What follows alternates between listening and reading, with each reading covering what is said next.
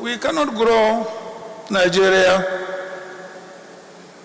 if we do not invest in education. So my main theme of remarks tonight is on education. You may ask, why is this man always talking about education, education, education, education? If we are not educated, we will all not be here. Will we?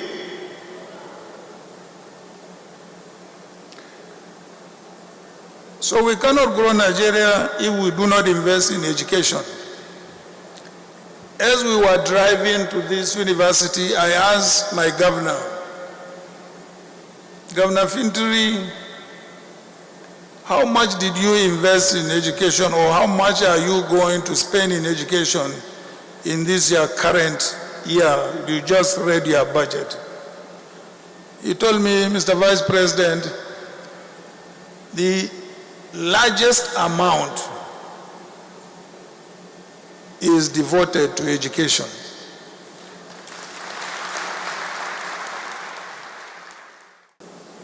So investment in education is such a notorious fact that is almost a glitch. When philosophers say that an investment in education yields the most interest, they were stating a truism for which we see ample evidence in Nigeria. The reason why we have insecurity is because we have poverty. And the reason why we have poverty is because we have illiteracy. Not so? It is a cycle that we can only break by educating our people and investing in education. For the past 4 years, our education budgets have demonstrated the fact that developing the minds of our people has not been our priority. 2 weeks ago, a friend of mine, whom together we crafted the economic policy of our administration,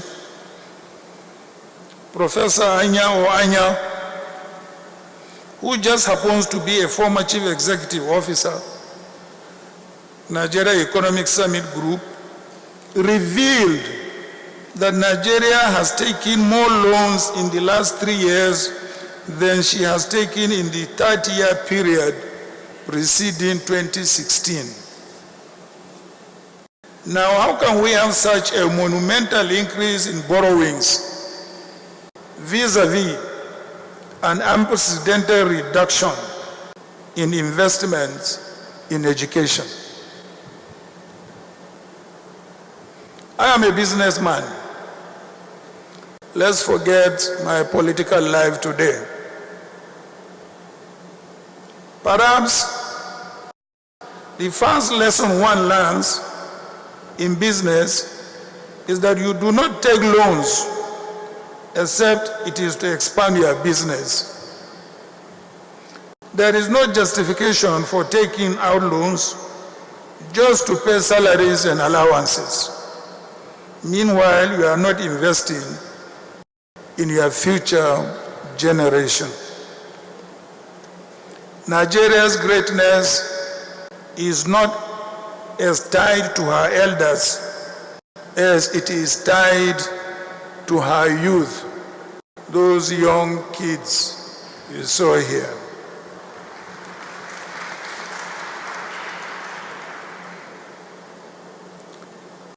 Let me give some facts and figures on the linkages between education, crime, and insecurity. Scandinavia outspends every other part of the world in investing in education, with the Nordic nation of Denmark spending an average of 8% of its gross domestic product on education. They are followed closely by Iceland, Sweden, Norway, and Finland.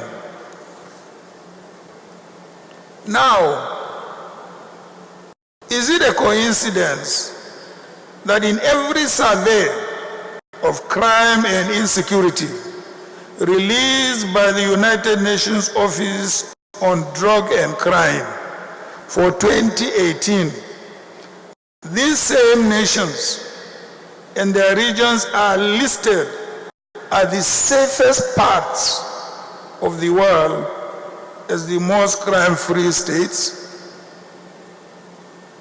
Certainly not. I don't think so. In fact, as someone who has invested heavily in education for decades, I know that this is not a coincidence.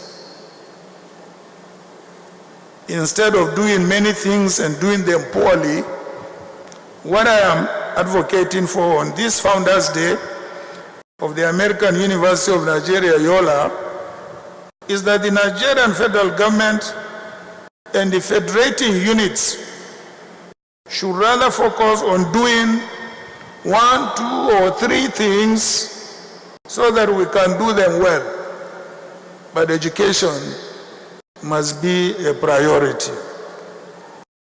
Education is the principal thing. When we get this right, we will get Nigeria right.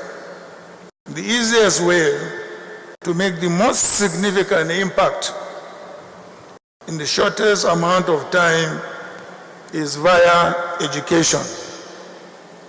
Let me give you a proof.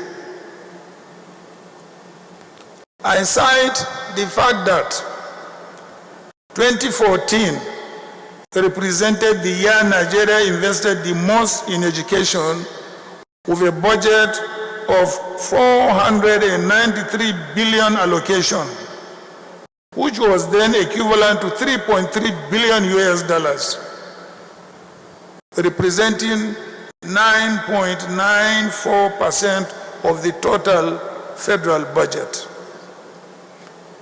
The very next year, the trio of the World Bank, the World Economic Forum, and CNN Money rated Nigeria as the 3rd fastest growing economy in the world. Again, I ask, was that a coincidence? No, because we have invested in education. If you think that it is, then how do you explain the fact that Nigeria slid into a recession the same year that our education budget began to drop from their pre-2015 levels? The total percentage of the budget allocation to education in 2014 was 9.94, which dropped to 6.10 in 2016. It is as clear as night and day. What did we do right in 2014 to get such a bounce in our economic growth? I have answered that question already.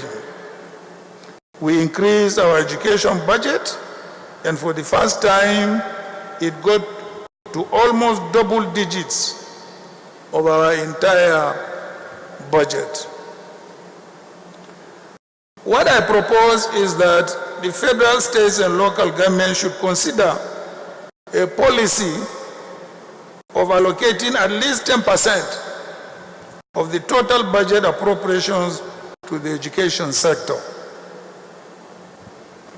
If insanity is doing the same thing and expect different results, it follows that the same thing to do is that when you get a result that you like, you are challenged to repeat the process and, in fact, improve upon it so that you can get the same or perhaps improved results. And the results will surely come. The effects of education on the economy is not just education improves the employability of people. It goes beyond that. There is documentary evidence from the Human Development Index that the United Nations publishes annually that educated people are healthier. Because they are healthier, the proportion of their income and the income of the government that is spent on treating diseases and sickness reduces. They therefore have more disposable income to spend, which boosts the economy in return. Very sequential and logical things. Healthier people are more productive, isn't it? Because they are more productive, they are less prone to crime. The multiplier effects go on and on. Why I am saying this to you graduates and undergraduates of the American University of Nigeria, why am I telling you all this? Today, I am an elder, and so are most of those now directing the affairs of Nigeria. If we are not able to make these changes, then you are challenged to make them for yourselves and your children and their children's children.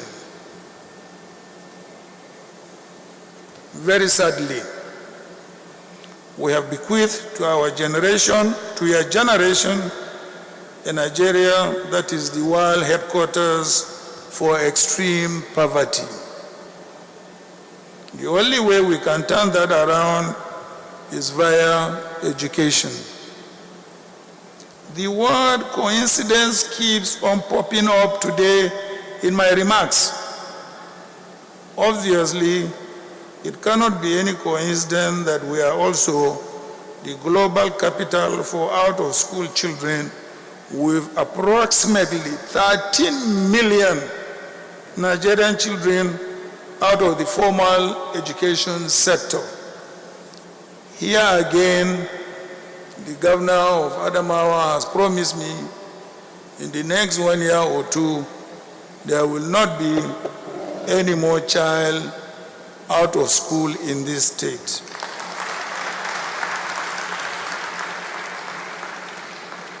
Why is it not a coincidence?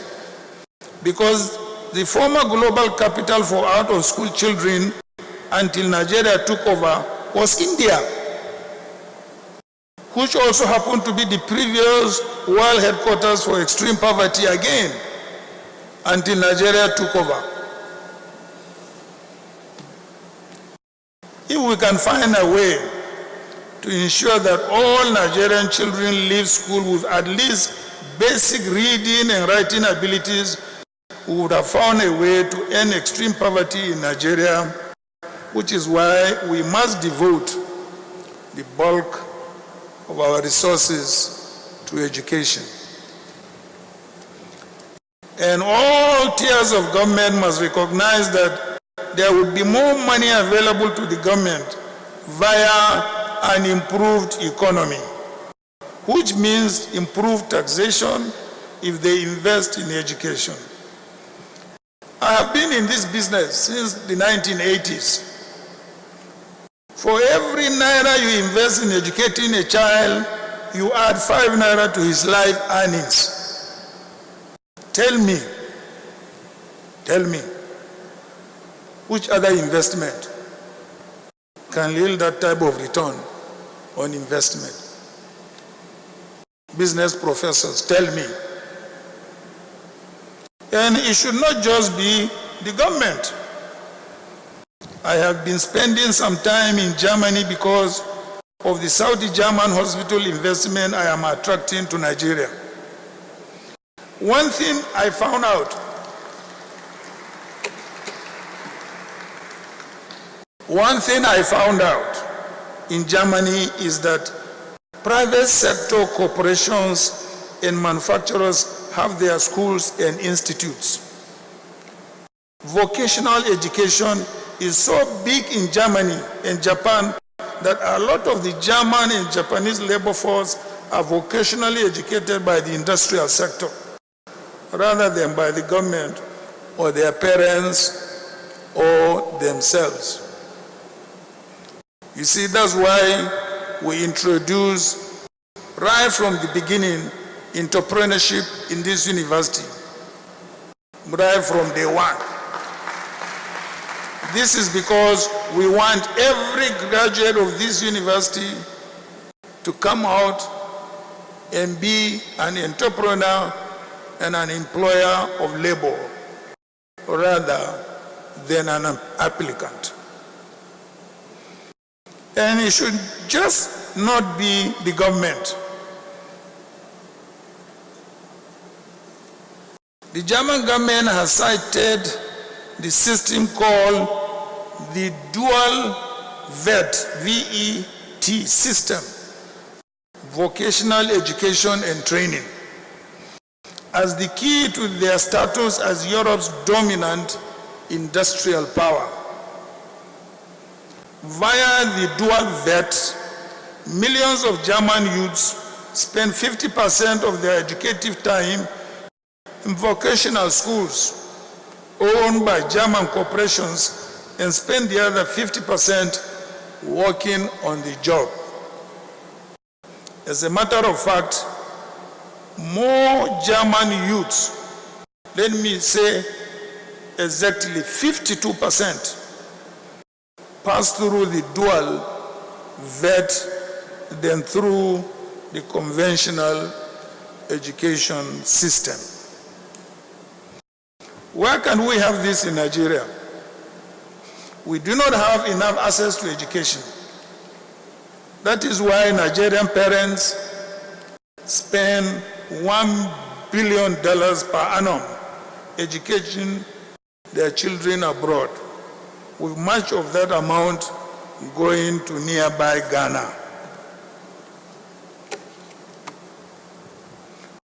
With support from the government by way of tax incentives and part funding, Nigeria can ease our educational challenges by adopting the German dual VET model, and it is a win-win for both government and the organized private sector, in that the educational boost will lead to an increase in highly skilled workers for the real sector, which will boost the economy and reduce unemployment.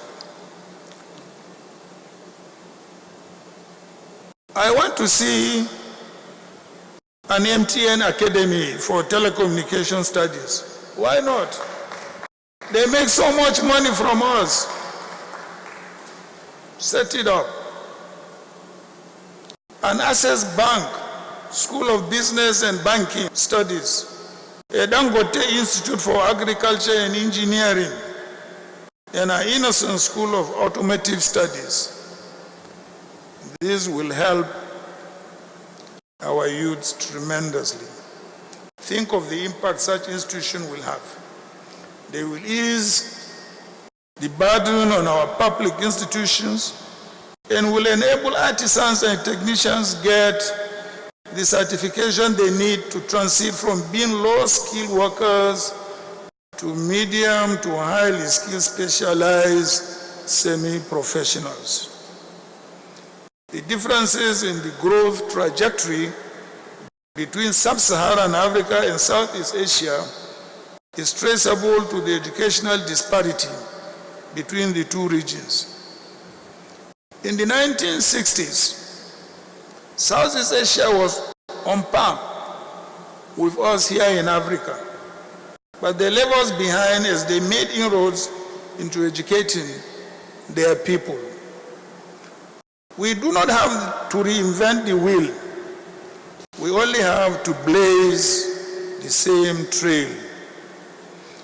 That is why Aristotle said, and I quote, "Those who educate children well, are more to be honored than parents, for this only gave life those that art of living well. And I quote, if anyone government wants to have the honor and moral authority, they must educate the nation's youth. Nigeria's challenges require critical thinking and disciplined implementation of innovative ideas. We owe that to our youth and the African continent. We are the largest black nation on earth, and it is our destiny to be a beacon of hope in Africa and to the black diaspora. And the only way we can fulfill our potential and live up to our boast of being the giant of Africa is by educating our people and unleashing their creative geniuses. I thank you all for listening to me. Maybe I spoke for too long. And I charge you, the distinguished and noble scholars of the American University of Nigeria, Yola, to go into the world and bring these ideas into reality. Promise? Promise? Change the face of Nigeria and the world for good. Reach for the stars, and when you get there, send down a ladder to take your fellow countrymen and women up with you. You can do it. I, Atiku Abubakar, assure you that you can. Thank you once again, and God bless you.